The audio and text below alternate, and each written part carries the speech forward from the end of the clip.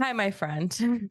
I'm so glad we have each other because I don't think we would survive the Britney memoir storm otherwise. No, because between the press getting snippets of the Hmm. memoir and then people reacting to the snippets that we are getting of the memoir, TikTok clickbait, what this actually, like, no one is actually thinking about what this means for A, Britney, and B, women or mentally ill people at large. Hey, friends, this is Pop Culture Makes Me Jealous, where we analyze pop culture through the lens of race or gender, and sometimes both. I'm your host, Julia Washington, and if you're new around here, I am a biracial writer, podcast host based in California. When I'm not facilitating the Jelly Pops book club or recording this podcast or painting greeting cards, I'm teetering on existential dread and trying to convince my dog to snuggle. Today, my co-host from Still Comfy, Natalie Katona, and I are discussing the current media storm around Britney Spears and the release of her new memoir. We recorded this on Thursday the 19th, and we're releasing it today, the day her book releases. We also get into the impact Britney has had on us since we learned of her all those years ago and how we are processing what's going on now. And now, here we go to the show.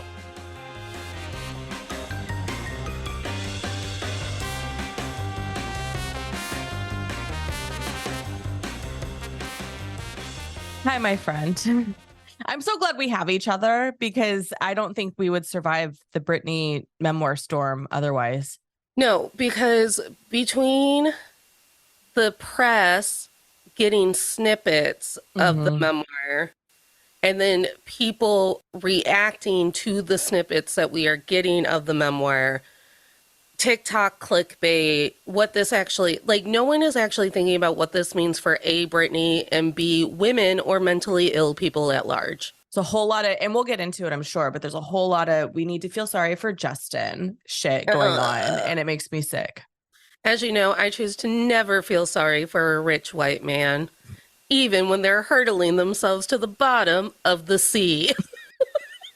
I don't know where you want to start with, but I thought for all of the Gen Zers out there who only know Britney as that girl who's trapped in her house doing twirlies Mm. on Instagram, I just thought that we'd like go back in time. Yeah, I'm here for it. I was thinking this morning about the first time I experienced Britney Spears. So yeah, let's do it. When was Okay. the first time Britney Spears became our pop sensation? So I remember the Hit Me Baby One More Time video, like Hmm. everybody else my age. Like that made a huge impression. We didn't have cable at the time. So I saw the video at a friend's house. And then by the time it made it to Entertainment Tonight, which was my regularly watched television show at the time, I was just blown away. But also remember, I went to private religious school. How many times have I said that this week? And she's in a uniform, Hmm. and my mom was raised Catholic. We didn't have uniforms, but there was always the threat of uniforms. So then there was this rhetoric, at least in my corner of the world, about how she's sexualizing a schoolgirl uniform. And at the time, I didn't understand why people were so angry about that. And in adulthood, now I'm like, no, but you all sexualize schoolgirls anyway. So why were you Right. mad at Britney? It's only hot because you've decided it's hot, Yeah, perverts. yeah. So, and I remember it being like, oh, her skirt, like just her skirt is so short. Oh my goodness. Just like the scandalized Yeah. adults, you know?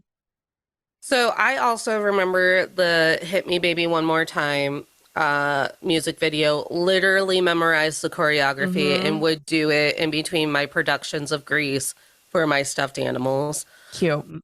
My favorite choreography to actually do is the Sometimes music video. Mm. I also appreciate Drive Me Crazy. Oh, I love Drive Me Crazy. And I also love doing the oh, now I have Look What You Made Me Do. What's the red jumpsuit one where she's in space and there's a Oh, Titanic uh-huh, callback? uh-huh, uh-huh. What's the song? I see. I'm Oops, blanking. I There it did is. Yeah, it it. There is. it is. Okay, I was Yeah. like, I had to do the choreography physically. I'm like, what did I do? I played with your heart, got lost in a game. I just see her. I just see the costume and her makeup because I remember thinking, God, that looks so hot. Right. So I was a Britney stan. And from like, she was one of the first CDs I think I ever owned and listened to on the bus, as well as Will Smith's Getting Jiggy with It. Nice.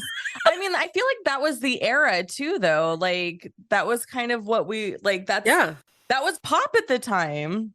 And then I think I am just old enough and yet young enough to where I got to block out all of the purity versus sex symbol stuff that would happen in the press, because it's not like I was actively consuming Us Weekly or People Magazine as a child. Sure.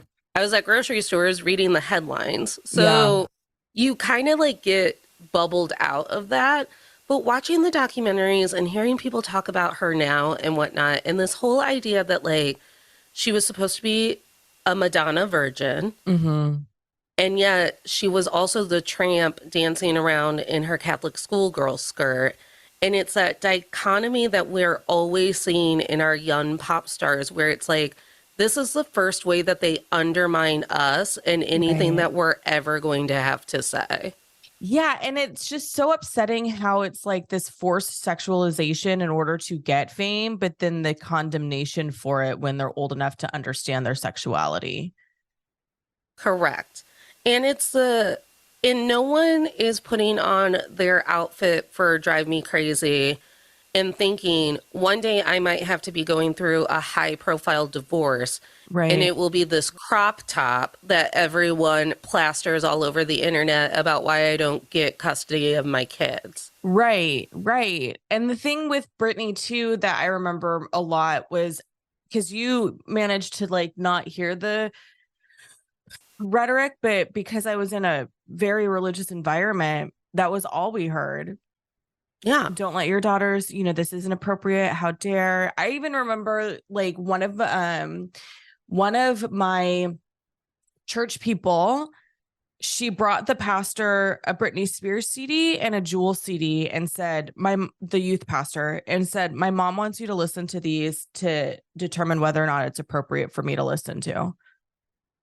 Well, I hope he at least thought that Jewel was appropriate to listen to. Her hands are small, we know. Yeah. They are not hers, they are her own. But it's that kind of like putting the control in someone else's hands. Yeah. To make like your parents didn't feel like they could make that decision. Like, but even still, if they want, I don't know, it could have been an excuse so they didn't have to make the decision. I have no idea. But when those types of things are the experiences that you're having, when this major pop star is having like a skyrocketing career, it's really hard to reconcile like liking the music, liking her, with being told that that's bad. Correct. But it's like, how is it bad? I'm having fun. The music's fun. The lyrics, don't read them, just sing along. But like, and as we know, like Taylor Swift went through this too. These women start out as their pop stars so young, because that's also part of the fetishizing of them. Yeah. Is that they have to be like 14 tops when they start. So then, because you start your career so young, you're already at a disservice, because it's like, what's that girl writing songs about? Right. Why is she talented? She's not an opera award Tony winning actress. And it's like, well, no, she's 13. She just got out of the Mickey Mouse Club. Right. And all of that builds up into what we know Britney as today. And I was old enough to watch her spiral happen. So we went to North Carolina to visit family for my grandfather's 90th birthday. So this is 2006. And Britney had just had one of her kids just like chilling in her lap in the car. So we're in North Carolina. We're getting in the car with all the family to do something. My son's not quite 2 yet at this point. And my cousin's like, just put him in your lap. That's what we do down here. You know, I grew up in California. We don't do that shit. And I was Mm-mm. like, all right. And then, or maybe that happened after. Maybe her kids are younger than mine. But still, the point is when that happened, I remember thinking, well, that's how it's done in the South. I understand that it's bad. I understand the safety issue. But why is it that, well, I knew why it was that Britney was getting hounded for it versus everyone else in the South. With that said, it was definitely a moment of like, oh, we're having a class clash, a culture clash. That's what I was trying to say. Say it 5 times fast. Also, in the whole Britney story can be wrapped up in no one actually wants to think deeply about the nuance that is Britney Spears' life. Mm-hmm. I remember that photo. I also remember that paparazzi were climbing on her car.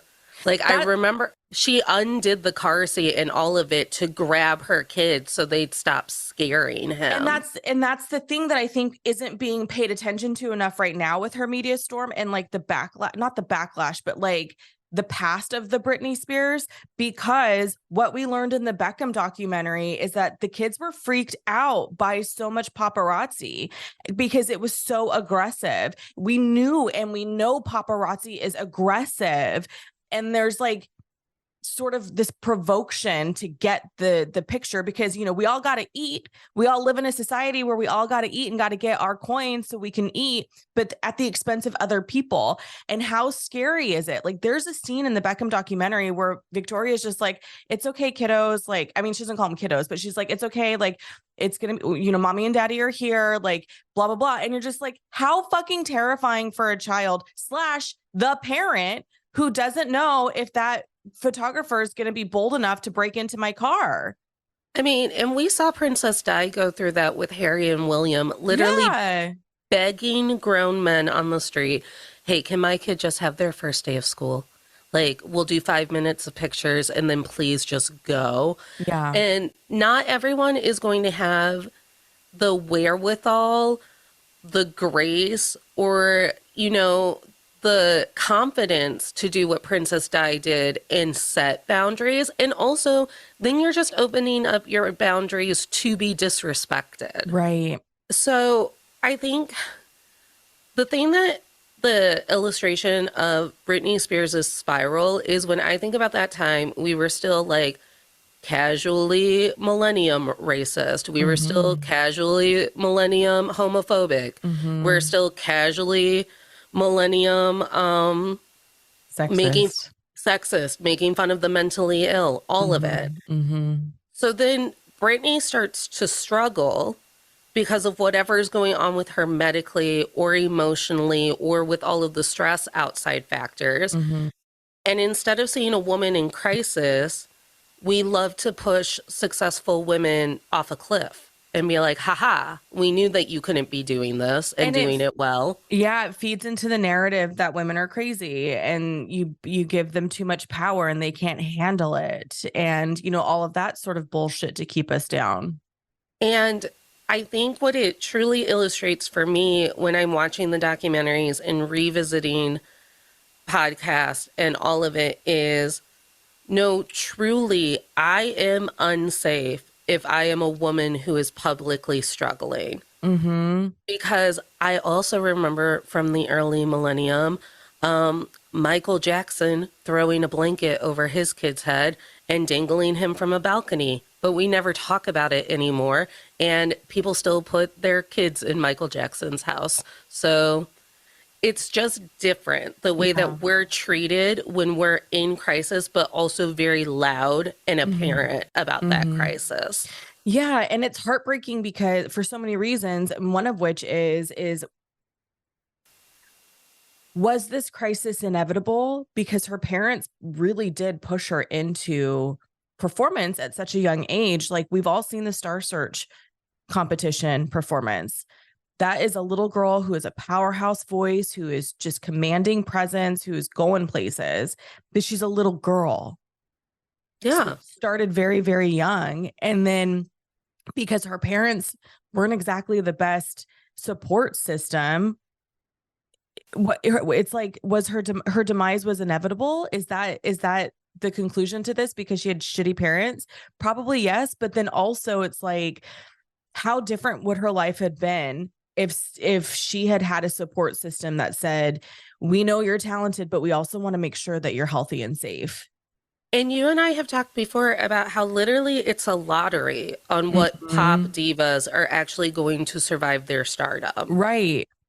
So, as you know, I very much believe that Kesha was as brilliant and as talented as Lady Gaga. Lady Gaga got to be eccentric in a very controlled way where I believe that she was actually in control of her narrative throughout. And now Gaga does whatever Gaga wants to fucking do with her career. On our other side of the spectrum is Kesha, who was made to be party girl, slutty, eccentric. Again, we have a process where her credibility is stripped from her. Meanwhile, we know, but we're not saying out loud that Kesha is being drugged and physically and sexually abused by her management. And no one wants to believe her because she's just the girl who brushes her teeth with a bottle of Jack. It's a part. That's exactly how the system works. What can we do? That's our country. That's our legal system 100%. What can we do to discredit this witness? What can we do to ensure that this witness isn't believable and that we can't have them tell the story? Even though our law is written to be gray, in a lot of ways, it's very clear. It's very black and white in what you need to be and how you need to live in order to win. You either need to have a shit ton of money, or that only works for men, or you need to live the most angelic life, which is nearly impossible because humans are flawed. I truly cannot, because I'm trying to run through my head of men who put themselves in scandalous situations, like writing songs about being drunk or hitting women or crashing cars or racing cars or doing blow. And then not knowing, or at this point, I wonder if we're starting to realize, like, anything I put in a song, anything I put in a book, anything that I do in a movie, if I am later in life a victim of abuse, now that discredits me because no one wants to believe me because I'm just the girl in the red jumpsuit. Yeah, I mean, that's truly what it is. Like, we've had conversations with other people in the past. Like, there's this idea, and I understand the concept. You are who you run with. I get that.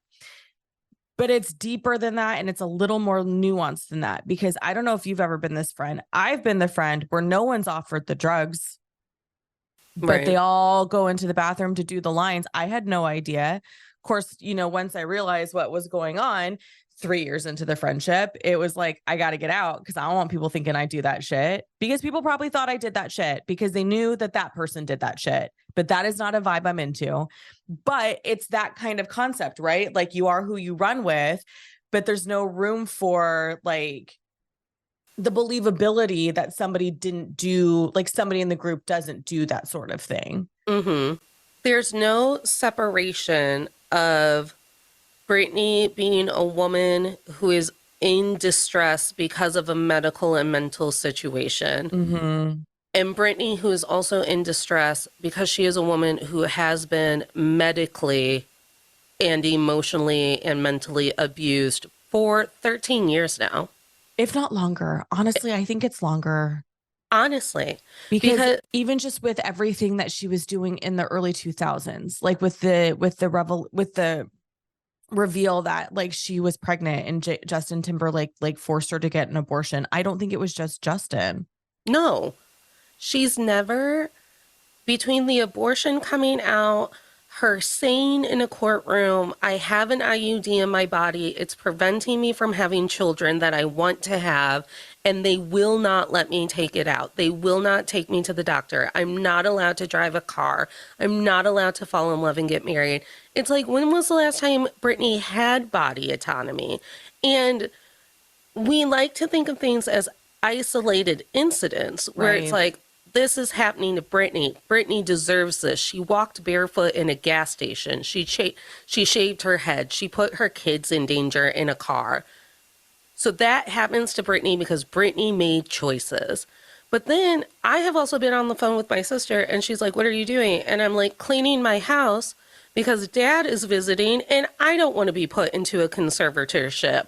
Because now I have to start thinking Right. about what is it like to be a woman who is basically treated like a second class citizen in our Mm-hmm. family structures, Mm-hmm. who then also becomes a problem.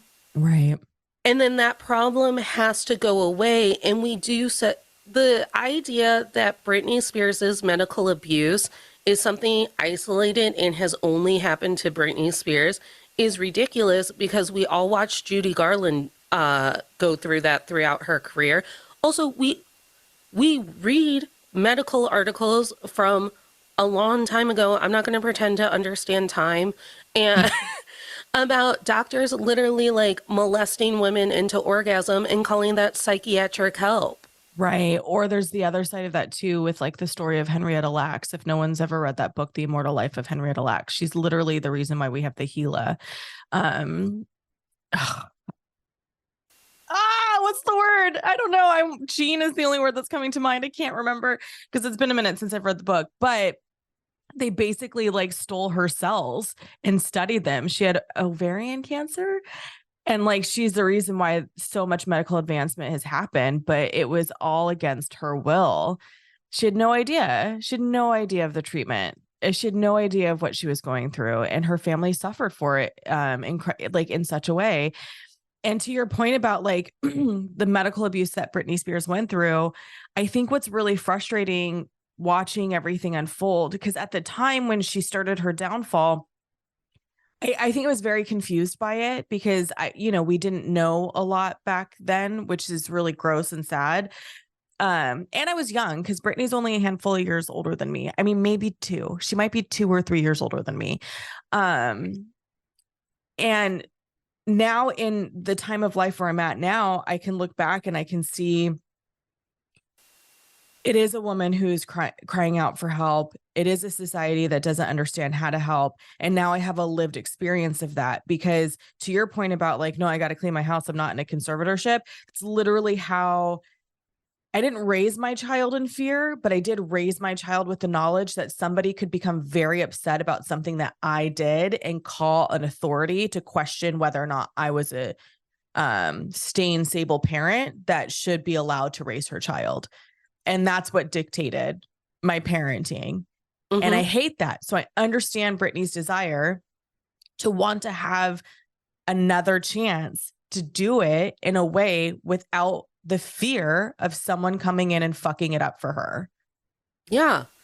And that kind of brings me into my point about how, as a public, we find it so easy to believe these other people. So we just Mm-hmm. like looked at Britney Spears's creepy dad and her probably also abused mother and went, "Oh, they said that Britney can't take care of herself. That makes so much sense. She shaved her head. I believe you." But then we never thought past, "Oh, they said that Britney has dementia and cannot take care of herself, but she's doing a Vegas residency 6 nights Right. out of the week." Or she's on tour, or Right. she's opening the VMAs, or any of the things that we watched her do in these past 13 years that were under the conservatorship. Right. I remembered something else I wanted to say too about, her bodily autonomy and just having the freedom and free will. We have the luxury as normies, hopefully, to grow into that, right? Like whether it's our parents guiding us into that, or it's just generally we're doing the work ourselves without realizing it because we've turned 18, we've gone off to college, we're doing these things. There was nobody there to help Brittany. They removed the conservatorship and said, have fun. Yeah. So now we have a woman who's 40 years old, who needs intensive therapy, probably, who needs serious support. And we're just watching her twirly videos going, oh my God, Yeah. what is wrong with her? Why is her panties so tight? Versus going, oh, I'm willing to bet she's got emotional growth. She needs help with emotional growth because she's probably having a hard time processing what's happened to her. I would have a hard time with processing what's happened to me. if that were my situation. Well, and as we know, science, don't ask me which science, but science has dictated. I am not a doctor nor a scientist, but I am a time traveler. Um, Science dictates that our brain, the emotional part of our brain that controls maturity, basically ends at and stops maturing at the moment that we are suffering repeated abuse. Right, right, right. Which is, and we see that often with people who abuse drugs. We see that often with people who've been molested. We see that often with people who've experienced extreme trauma. So there isn't this, it's like, if we know that, then why aren't we offering that grace and understanding to her? And why aren't we doing something to be more of a society that can allow women to be flawed in this way? Like, it makes me cranky when people are like, oh, I can't believe the interviews are happening via email, because she's not doing a press tour for her book. No. So it's this situation of like, yeah, I understand why she doesn't want to talk to any of the media outlets. Look at the way they've been talking about her entire career. Well, and at some point, she has to realize how vulnerable it makes her every time. Like when people are like, she's not going to read her own book. And I'm Who like, cares? Let the baby not read her book. well, and number one, who cares? Number two, what if she doesn't want to relive that trauma?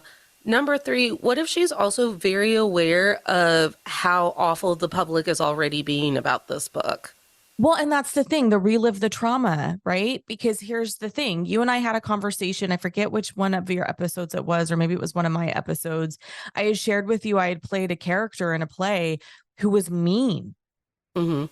And not just mean to Rosa Parks. No, not Rosa. Because I was cast as a white person, because that seems to be a thing people like to do. But put me next to white people and everyone's going to go, that one's not like the others. And every day after rehearsal, the director was like, I need you to be meaner. And it's like, no, I understand. I have to get there because I'm going to go home and cry because this character is really hard. And then, you know, the night of the performances and then I would cry. The cast went out for drinks after, and I went home and cried, because to get into that horrible dialogue and become that character was so taxing. So imagine having to read your memoir where you're talking about things that are deeply hurtful that you might not have healed from yet.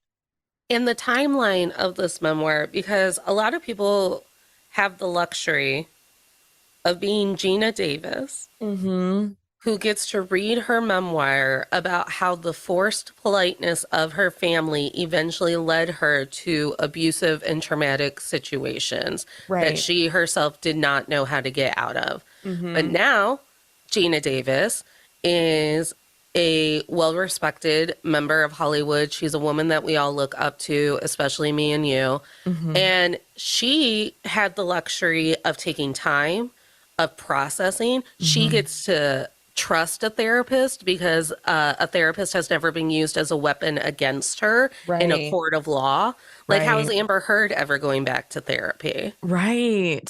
Once therapy is, and I used to explain this, and now we're going to get into my teaching bullshit, because I used to explain this to one of the schools that I fucking taught at, when they would call the counselors and the therapists to de-escalate a student and then deliver a punishment, like they were the punishment call. And I was like, no, you cannot do that. That person is the person supposed to be playing Scrabble with them and tricking them into talking about their trauma. That is what they're supposed to be doing.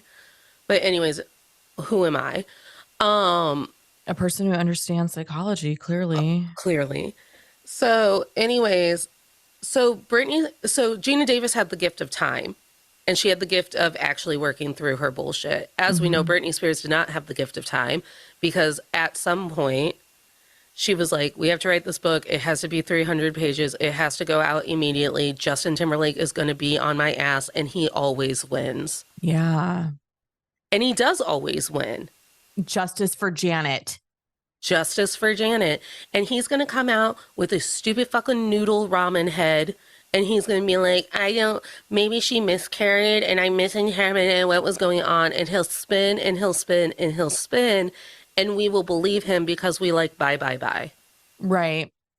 And people want to continue to believe that they should get to sleep with Justin Timberlake, and therefore they have to rationalize in their head why Justin Timberlake wouldn't do the awful things that he probably did to Britney, to Janet, God knows what's happening to Jessica Biel, any of it. Have you heard, I mean, you're on TikTok more than I am. I was looking at my TikTok the other day and I was like, when did my TikTok get so white? Probably because I was watching a lot of Taylor Swift stuff and that changed my algorithm. But somebody on TikTok was like, don't you think it's a little interesting that now suddenly Justin Timberlake is conveniently working again with NSYNC after all these years of not working with NSYNC? It's convenient timing that it's coming up around the time that Britney's novel is coming out, because he's trying to ignite that. The theory is he's trying to light that nostalgia in us, so we're on his side when these horrific things come out about him. Honestly, all of my it's TikToks working. Honestly, all of my TikToks about Justin Timberlake have been Black women yelling at him, which thank God, because we're still mad about the Janet thing, as you should be. And so she knew that she was on a clock. She knew that at any point her dad could lawyer up. Jamie Lynn could spill a secret, anything. And she doesn't have a support system that's like, hey, baby boo-boo, we're going to help. Therapy's been weaponized against her. Family's been weaponized against her.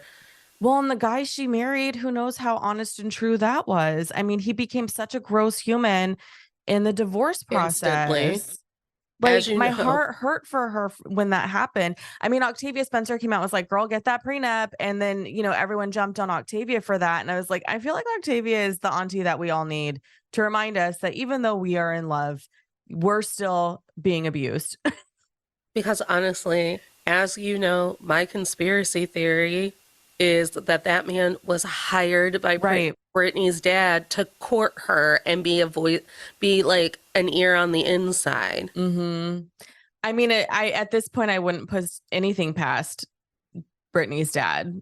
Right. Anything can, you know, sneakily and underhanded. And the thing about the conservatorship is it was written in a way where Britney could say, hey, I want a lawyer who's never spoken to my father. I want a lawyer who only speaks to me. And they'd be like, that's cute. We control your money.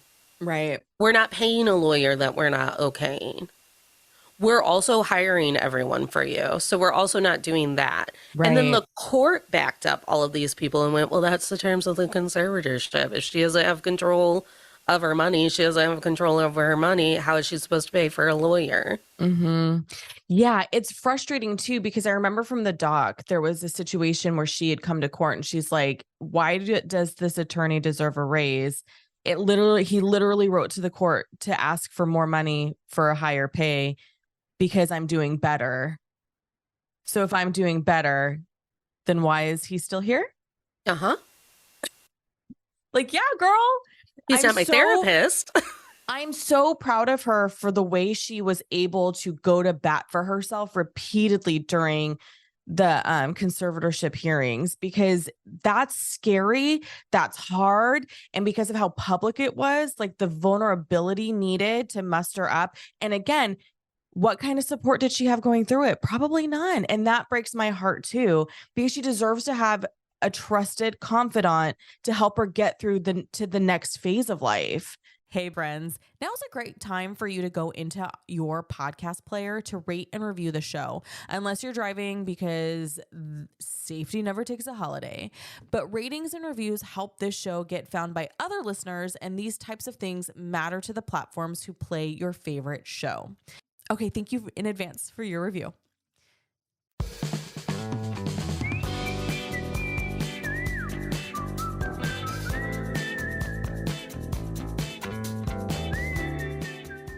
Do you love to read, but then hate the screen adaptation so much you're left to wonder, did they even consult the source material?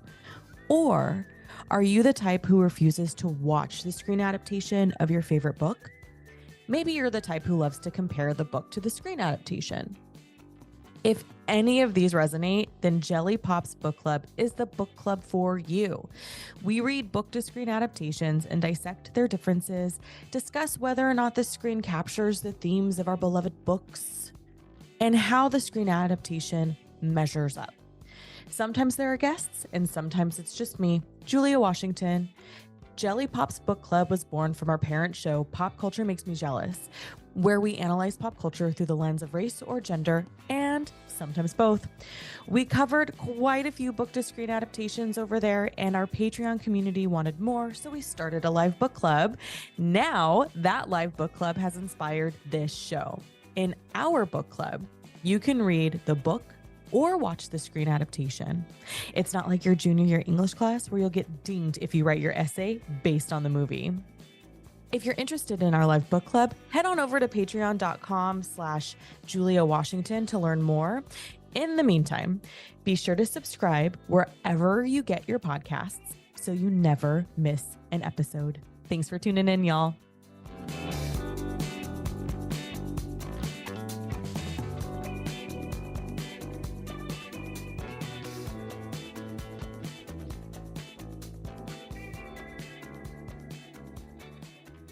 We have created this mythos around Britney Spears that plays into the misogyny and the abuse by just going, of course, she's not going to read her book. She probably can't read anymore. Of course, I can't believe that she's twirling around in her underwear. As you know, my conspiracy theory is that if Britney took the time to brush her hair and put on blue jeans before she started her twirly twirls, everyone would be like, good for her getting back on it. Yeah. And if her, like, I feel like her makeup too, if her makeup was a little different, people wouldn't be so touchy about it. Yeah, because she clearly sleeps in her makeup, which is fine. Me too. Because listen, it's hard being sad. And it's hard when you don't have a support system. It's hard when you want to talk to someone and you don't know if there is someone to talk to. There's a huge amount of containment that has to go, that goes into it. I'm willing to bet she's scared to even write stuff down in a journal. Could you imagine? Because it does sound, because I didn't watch the court proceedings. I listened. It does sound like there are moments where she's reading from something that she's pre-written, which is common practice. We're not slandering. Right. But all I can imagine is her like locked in a bathroom writing it on toilet paper. Right. So that she's not caught preparing for her own trial. Right. And so as a society, we're playing this game where we're supporting Britney and we want her to do well. Hashtag save Britney, justice for Britney. Let's get Britney away from her dad. Then we dropped all of that as soon as she didn't become, one of my favorite terms, the perfect female victim. Right. And she didn't like start a book club or a garden and like put on some cute dresses and brush her hair. She didn't go back to being the girl we fell in love with 23 years ago. Right. She didn't start, re-releasing all of her music so that they were Christmas bops. So in our head, I don't know if the public has decided that we made a misstep, but I've seen an awful lot of comments on those twirling videos being like, oh, maybe she does need someone babysitting her. No, that's not the problem.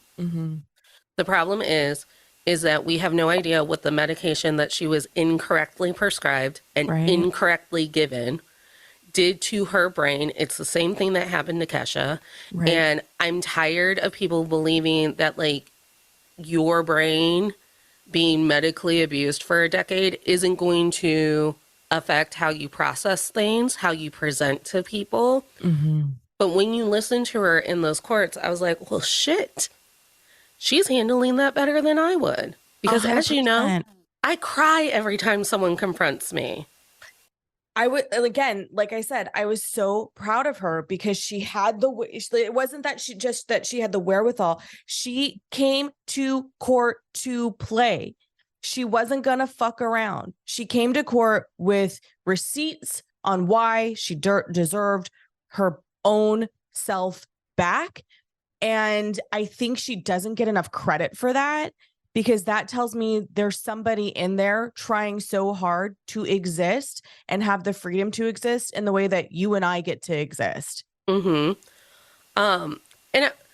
also when it comes to the physicality, when it comes to the dancing, when it comes to the nudity, I'm like, well, number one, this is starting to feel ageist. Mm-hmm. Britney Spears' body has aged. Her face has aged. One with, with drug abuse, not even self-induced drug abuse, Right. drug abuse, forced drug abuse. We know that drugs age you quicker. So this, and that's not her fault. I wasn't aware that maybe I was aware that we still prescribe lithium. Mm-hmm. But lithium is a scary drug that like feels like it's something that like King Henry VIII would drink every night before like abusing a wife. Yeah. So like when she says, she goes, they just kept increasing my dose of lithium. I've looked into it. Lithium is a highly lethal drug that does a bunch of things to your body, your brain, and your like health. But Mm-hmm. I kept being given more, even if I was improving. And it's a control measure. And to Yeah. think that it's anything but a control measure is ridiculous. Right. They needed her to be docile and doled out enough that she would do whatever they said without questioning it. But they also needed her high and hyped enough that she could dance in Vegas every night. Right. Because she's still their ticket to money. And so when it comes to like, well, she's not dancing that great. And I was like, well, she is in her mid to upper 30s. She hasn't been working in a while. Every time I take a week off of walking or yoga, the next time I do it, it feels like dying. Mm-hmm. It feels like dying. I mean, again, I'm not a scientist and I'm not like a sports doctor, but someone at some free library workout class told me that it is so easy for your muscles to lose memory. Right. And not actually remember the high caliber workouts that you are used to doing. That's why we have physical therapy. Right. The other thing that's kind of like that I'm observing that I don't know how to process is, and this is more of a general statement, but right now it's really highlighted because of Britney, is this expectation that celebrities owe us something. Mm. Yeah. And that's an age old Yeah, we've talked about it right? before. Like we've talked and it's been talked about for decades. The royals go through it as well. But it's like, I don't, and to an extent, I understand why people feel like they own the royals because it's tax money that keeps them floating. With that said, though, I guess I just don't understand this public ownership over a celebrity. Mm-hmm. Because when you think about like, there are musicians out there who are like, I just want to make music, and they're very successful with just doing that. And people are like, cool, let him be. Like, they just kind of let him exist. But then you have pop stars. Like, I don't know. Okay, I'm going to redirect a little bit.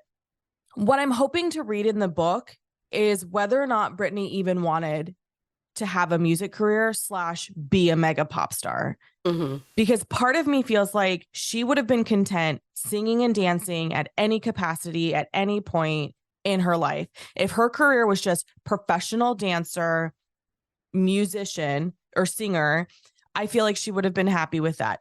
I could be wrong, but what the twirly videos tell me is that she loves to move. She loves the movement of dance. There's something about dance that makes her feel free and light.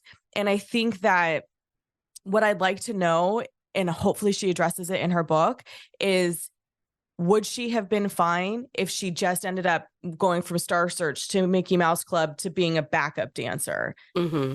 But instead someone tapped her and was like, you got it, kid. We're going to make you a star. And because her parents were so like money hungry, and because she was so young, it turned into this pop diva thing that maybe she didn't even want. She just wanted to sing and dance. Right. And when it comes to the nudity, which has kind of slacked off, but do you remember when she first left the conservatorship and every day we were getting a nude selfie with a sea clam? the stars over her nipples for Instagram. Yeah, with a starfish Like, nipple. yeah. I mean, my sister and I called that right away. We were like, get naked, Brittany. You've never been naked on your own terms. And that's the other thing too. Like, why is everyone so scandalized by the fact that she wants to be wearing what she wants to be wearing and then putting it on the internet? How is that any different than if she were to shoot a cover for Men's Health or Sports Illustrated or, you know, some other magazine that would put her in something a little skimpy? Like, Right. I don't understand. The democratization of the internet gives the power back to the person who has that feed. Yeah. Exactly. So I was like, put your seashell, your clam shell, wherever you want it to be, Brittany. Put it. Because you've never been naked on your own terms. Mm-hmm. And so there's like this overcorrection that your body and your brain does where it's like when I told a kindergartner one time that the best thing about being an adult was I could have M&Ms for lunch and ice cream for dinner and no one was screaming at me. Yeah, truly. Truly. And no one's telling me when to turn off the TV or whatever. When you have no freedom and then all of a sudden you're given unlimited freedom, of course she's going on trips. What do you think I'm going to do the first thing? Listen, as we know, I've started telling people that I'm not spending time with people I don't want to spend time with because then that's money that I have to spend on people I don't want to spend money on. And I could be saving that 50 to 60 bucks for a plane ticket to go see people I want to see. Right. Truly. Like, and it just, you think they were taking her on vacations for the conservatorship? You think they were taking her to Bermuda? No. and it doesn't seem that different from when you live with your parents between the ages of 0 and 18 or 0 and 20. Mm-mm. The only difference is that she should have been able to make her own decisions, and that was taken away from her. And I think the misogyny and the way that our system is broken, it comes into that twofold like plot that happened where it's first we stripped her credibility. Right. We let it known to be everywhere that she was mentally unwell. She's unhinged. She's a safety to concern to herself and her kids. And we stripped her reputation down. And then when that wasn't enough, and she kept making choices that were going to jeopardize the brand, then her dad said, and now we'll take her money. And we know as women that sometimes the only thing between you and safety is the money that's in your bank account. Right. It does feel very much like, okay, here's what we're going to do. Mm-hmm. Step 1, ruin her reputation. Step 2, control her money. And we all played into it. Yeah. And it's really easy to do that because we are so obsessed with celebrity. I mean, God bless the people who aren't. I don't know how you exist in this world. But it is one of those things, you know, those tiny morsels of whatever we are thrown about a celebrity that we can speculate on, which is why I loved, sorry to bring it back to the Beckham doc, but that's why I loved the Beckham doc so much, because they put context in all of the headlines that were coming out at the time about them. And they were so vulnerable in that. They were willing to be vulnerable in that, saying like, hey, that headline was fucked up. Here's what was going on. And I really, it serves as a reminder that we don't know what is happening on the inside. Somebody sold that picture to TMZ, to US, to Us Weekly, to People, because they got kids to feed. And then that publication took it and ran with it in however way they want to. And now you have Instagram accounts that are doing shit like that now too.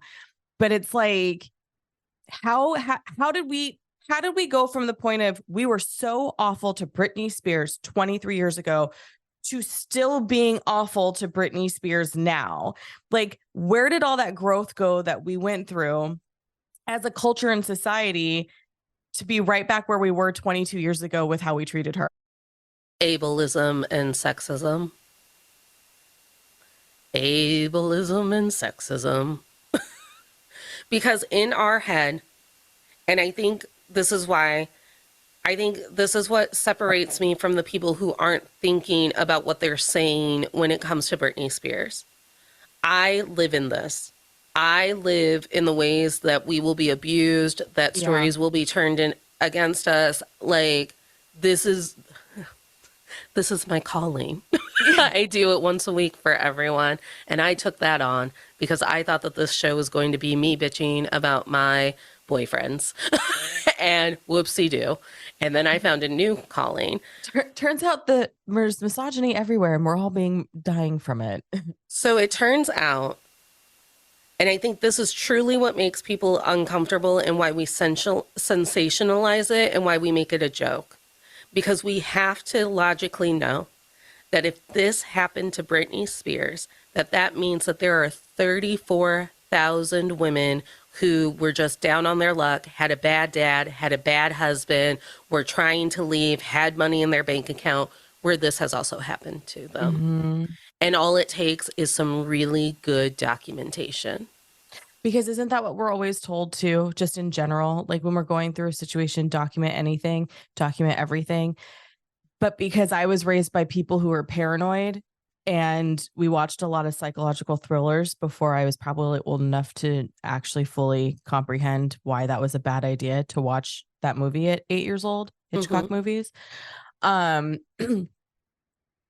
a part of me that's like, I know that you will doctor that to make it look in your favor. I've seen it play out. I have former friends who were accused of being inappropriate with a student. And then I was asked to help edit texts to look like they were at a different date and time. And I said no.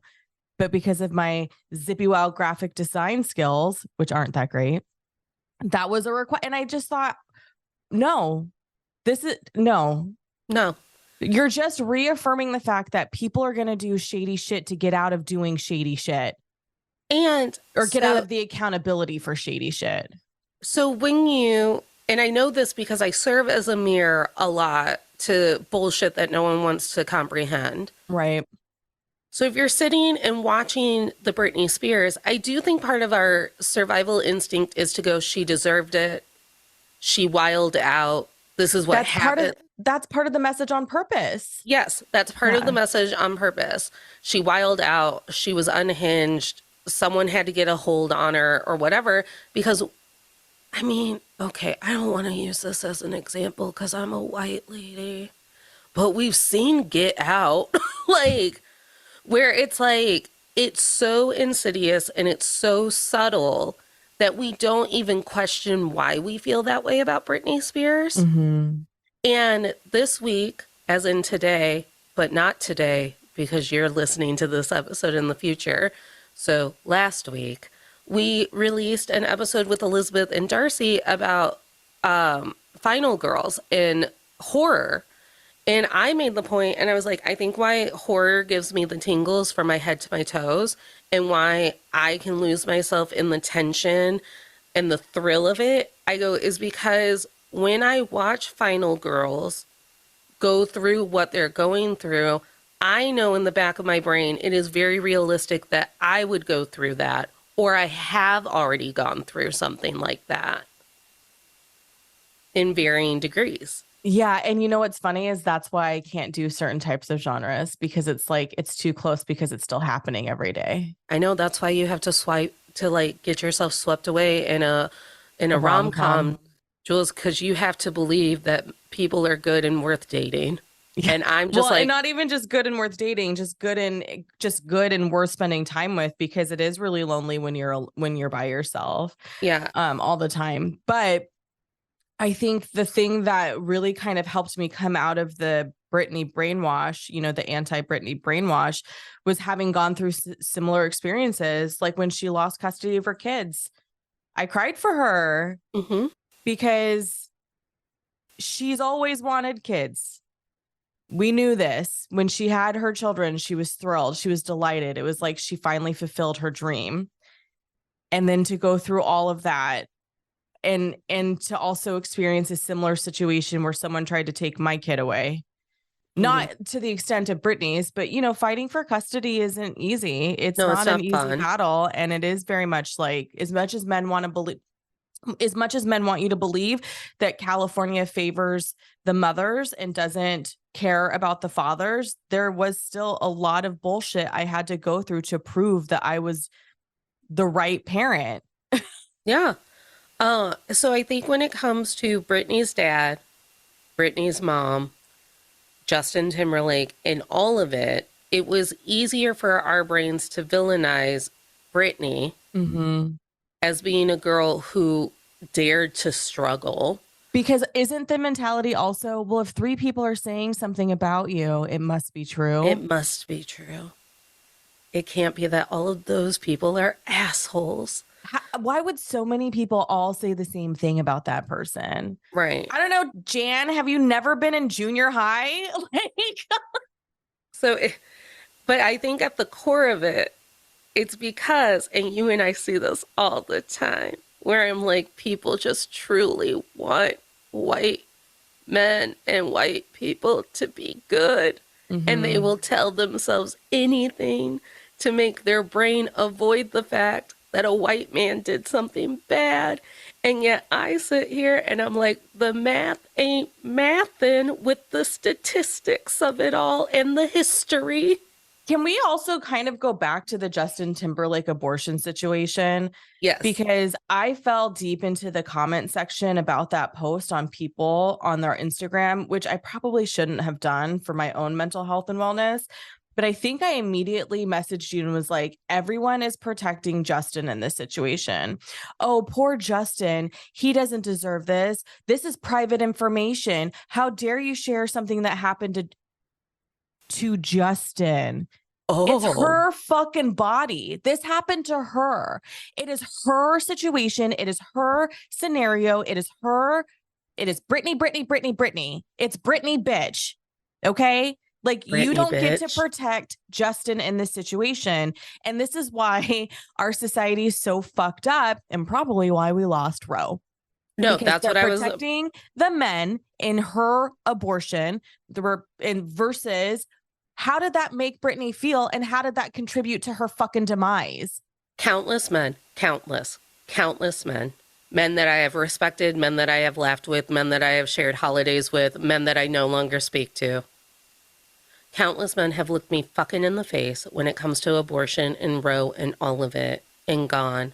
So what you're saying is a dad doesn't have the right to his own kid not being murdered or killed, or what if that guy wanted to be a dad, this, that, or the other? I was like, well, number one, y'all don't want to be dads when the baby arrives. That baby arrives and you guys think that being dad is playing catch. Yeah. Being dad is just imposing all of your beliefs onto a potato. It goes back to that whole, the original concept of like, whose property is it? Because with royalty, it doesn't matter that it's my body. The fetus is property of the crown. So then they want that to be like a moral question that breaks your heart. Oh, all of these countless men who just truly wanted to be fathers, and then all of these nasty women took away their shot. Yeah. And then we lose our rights and we lose our body autonomy. And that's exactly what happened to Britney when she was having a child. Right. And that man went, I don't want it, abort it. And then people want to be like, Justin probably had a really hard time making that call. No, don't come at me with that. Yeah. Don't come with me with that, because the verbiage said she was told to do it, not asked, not that they had a grown-up conversation. No one had a family meeting. No one had a mediation. And it's not like she was in an emotional state to stand up for herself either, probably. Right. Because how many of us at 20 years old could stand up for ourselves in that way? It's sounding very men's rights is what it's sounding like. We have about 3 minutes left, so I want to make sure that you've covered everything on your outline. Yeah, I mean, really, the things was what's in the book, like my hope in the, because I'm going to find a way to get my hands on this book on Tuesday. Money be damned. Is Audible not going to have the book? That was my plan. Oh, probably. But I also want to like give her, I also want to like buy the book, so she I has, know. the royalties. But I really hope the book gives us some answers to how she is feeling and why society is so fucking trash to her. Like, not why, but like, I wanted to talk about the book, and I wanted to talk about the Justin Timberlake thing. Well, good news, Jules. We'll be talking about the book for our November Patreon episodes. I know, I'm excited because then we'll actually have read the book. Yes, because surprise, surprise, surprise, surprise, surprise. This is a twofold episode. So this was us processing all of our feelings about Britney and the public and the paparazzi and the nuance that is being overlooked. And then we're going to read the book and destroy ourselves. Yeah. And then we will rise again. And then we will rise again as a phoenix and deliver you a really great book review of The Woman in Me. Yeah, I'm nervous. I think I'm going to have to take a week off. Yeah, like I will be doing a lot of laying down. Because I think what's different about this for us specifically, our generation specifically, is that Britney is our peer in terms of like age. So it's not like reading a memoir of somebody who is 20 years older than us and we're like, oh my God. Like when we read Gina Davis's book for book club, it was a lot like, oh my God, like Gina. But Britney is our peer. We lived through everything she lived through and we got it wrong. Yeah, it's not like it'll be the Judy Garland memoir when we're like, of course that happened. That was a terrible time for women. It's going to be similar to like when we read Paris Hilton's book, I think. Yeah. And we were like, oh shit, did I live through a terrible time for women? Yeah. Am I living through a terrible time for women? Stop telling me it's gotten so much better. Yeah. Yeah.